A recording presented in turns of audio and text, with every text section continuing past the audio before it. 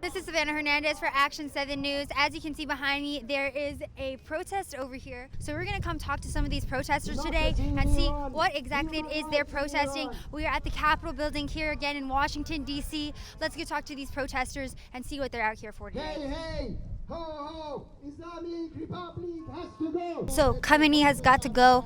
Can you talk to us about your sign? What is the message that you want to get out today at this protest? Well, I think the whole system of Islamic Republic of Iran is corrupt, and they live based on dictatorship, and they are inhuman regime, killing their own people, killing our people, and we need fundamental change. No, actually, this was about Iran. In Iran, 3 months ago, we had some protests from Iranian people against the Islamic Republic of Iran, and unfortunately, they killed about 1,500 of people in a peaceful protest that people had. And also, about 2 weeks ago, we had a plane from Iran to Ukraine crashed by the Sepah forces. So 176 people has been killed in that. So we were here to say to the world that we are against the Islamic Republic of Iran. Actually, I'm here just because I'm very afraid of war from my country. I want to say no to war, no to any violence to people in Iran. I really want democracy for Iran and human rights for Iran. Against Islamic Republic. Islamic Republic? For so what they're doing actually to our own people. I mean, what you've seen it in past couple of weeks, sending the missiles to Iraq, the damming of the Ukrainian airliner, killing the 187 people. 2 months ago, we had a really wide demonstrations. And, people came out in thousands and thousands, and in all over Iran, they killed at least 1,500 people. What was the message that you were hoping to get across today? That democracy in Iran, get rid of the Islamic regime. They are dictator. They have a lot of political prisoners, and they are not really represent Iranian people. So right now in Iran, and for the past several months, people have come back to the streets to raise their demand to bring an end to the dictatorship that they're living under, to bring an end to the theocracy that's in Iran. People are suffering from poverty. Prices of milk and meat have gone up, doubled in the past year. There's no work. And there's no freedom, and so under these conditions, people are suffering too much, and they're demanding an end to the repression and a new form of government in Iran.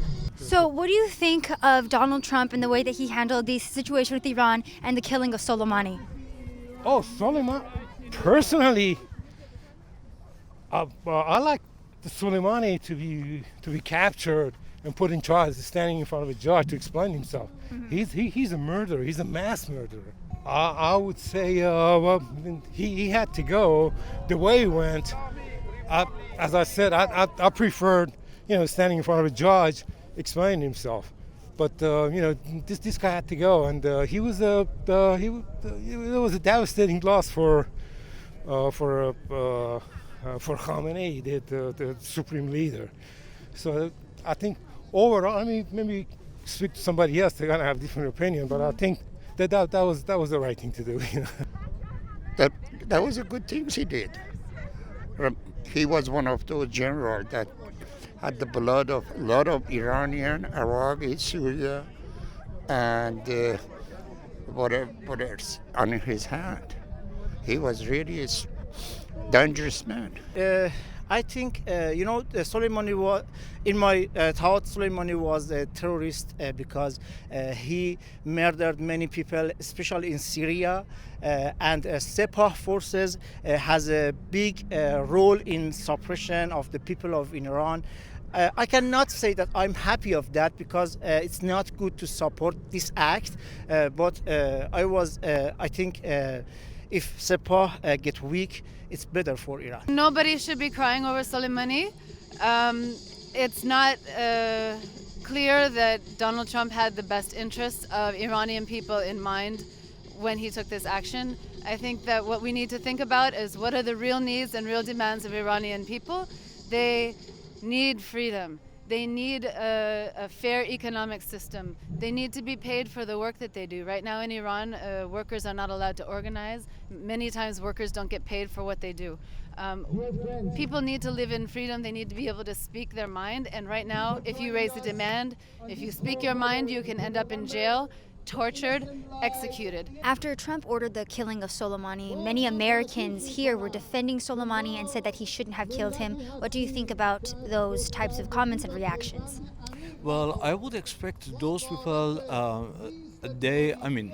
I am not. I am pro-democracy, as I said, and I say those people, they should condemn first the regime in Iran. The regime in Iran last 40 years killing people. They didn't say anything, but now they are criticizing Trump for this. I'm not saying what Trump did is right or wrong. What I'm saying is one bad guy less is much better for Iran. It's safer for Iran. Nancy Pelosi, the Speaker of the House, came forward and said that the demonstrators in Iran are just students. We're seeing now demonstrations in the streets of Iran against the regime. Do you support those protesters, and would it be a good thing if they brought the regime down? Well, the protesters are protesting, as I understand it, this brand of protesters, about the fact that that plane went down, and many students were on that plane, and these are largely students in the street. I think the Iranians should have not had commercial flights going off when there was. They're calling out the regime for lying. They're saying death to Khamenei as well. No, well, whatever it is. But the fact is this: there were protesters in the streets before against the regime. After the taking out of Soleimani, there were protesters in the street joined together, as you know, against us. A lot of people were saying that, again, Trump is bad for killing Soleimani, that the people of Iran were really upset with the U.S.'s actions. What do you think about her comments, and what's really going on with the protests over there? I'm not U.S. citizen, but in my opinion, I feel closer to the Democratic Party. But unfortunately, the thing that Nancy Pelosi said was not good for me as an Iranian. I think Democrat and Republicans sometimes just fight each other and don't go for the truth. If Democrat politicians go for the truth, they can see that they should support Iranian people, and this is not an issue that they sacrifice for their fight. Students? No, they're very different kind of people. Students and they actually old and young and everyone. If you see the pictures, if you see the videos, most of them are from universities, are from schools, but the other people join that. Workers, women, men. What would you? We cannot separate that, and say, just was the student, just was the worker, no, it's from all the people. I was expecting a better message from Nancy Pelosi. Ms. Pelosi, I think, as a Speaker of the House, we had expected, and we are expecting still, a better message and strong message for supporting people of Iran. It wasn't just students. Even if it was just a student, still you have to support them. It doesn't matter just a student or just few students, because in full suppression of Iran, what do you expect? People cannot pour in the street because they get killed. 1,500 people within 2 or 3 days. That's not enough to Ms. Pelosi to say something against the regime. I think, sometimes they prefer politics over some human rights, and that's not good.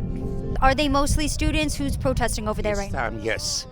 This time, a lot of students, middle class, and really workers, the people, they are mixed. This is really, really good sign. Used to be middle class or, upper middle class, but no, it's not like that. Everybody is getting involved.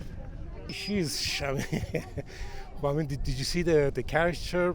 She's with hijab and everything else. No, she wasn't let's be diplomatic. She wasn't informed. She wasn't, lack of information. I think she probably busy with the impeachment and and many other things in this election, and so she hasn't been informed correctly. Do you think that the Democrats are right to use, I guess, the killing of Soleimani against Donald Trump in the impeachment, in talking about him to Americans? Well, I mean, they are playing politics. But see, what they did, what mistake the Republican did was they should have explained a little better. They said, well, there was an imminent threat. He was planning to attack U.S. embassies all over the world, especially in Iraq and in Lebanon, and there was no. I mean, that according to the intelligence services, there is no imminent threat. But this guy eventually is going to be an imminent threat. So he had to go. So I'm pretty happy. Well, not very happy. I mean, yeah, I'm happy that the guy is gone. Yeah. The protesters in Iran right now are just students. What do you think about these comments? Is that an accurate statement? So what I heard Nancy Pelosi say is that there are different kinds of people coming out to the streets, which is true for different kinds of protests. There are different people coming to the streets. What she did not say, that she should have said, is that American people stand in solidarity with people in Iran in their struggle for freedom and equality. Thank you. Thank you. From councils for the majority and the minority of this. The Democrat Party are committing treason against this country. And you can kick me out, but he's the one committing crimes. You are, Jerry Nadler. You're the one committing treason. America's done with this. America's sick of the treason committed by the Democrat Party. We're not going to sit here and watch me run an impeachment stand and remove our vote. We voted for Donald Trump, and they're simply removing it because they don't like him. Americans are sick of your impeachment stand. They're sick of the Democrat treason. We know who committed the crimes, and it wasn't Trump. Trump is innocent. I think that probably Jerry Nadler had more fear today than he ever had in his life. And that not because of anything physical, not because we're going to be violent, but because he saw someone stand up against him. And these people are not used to that. Maybe this starts a wave of citizen activism against this Democrat treason, and that's what it deserves. We can sit here and ask Trump to do stuff all day long, and believe me, I get it. But if we're not going to take action, then can we really blame Trump? If you're not going to take action, can you really blame Trump for anything? I don't know if that's really fair. Whether it's the Space Force T-shirt limited edition, whether it's the nascent iodine life-changing Survival Shield X2, whether it's the bodies for soreness and inflammation after physical activity, or if you just have achy joints, it's all at InfoWarsStore.com, and it literally funds this. I mean, it literally funded my flight here, our rent-a-car. All of it. It's going to fund the car to get to Pennsylvania. And we're building an independent, true media organization that the globalists fear, and we're the model of what will bring down the globalists, and that's why we're so critical that this is the total commitment, the big fight. It's on. There's no future if we don't defeat these globalists. It's easy to do what we're doing. It's easy to take action because laying down and taking it is the worst thing on earth. Getting on our knees, sucking on globalist boots is impossible.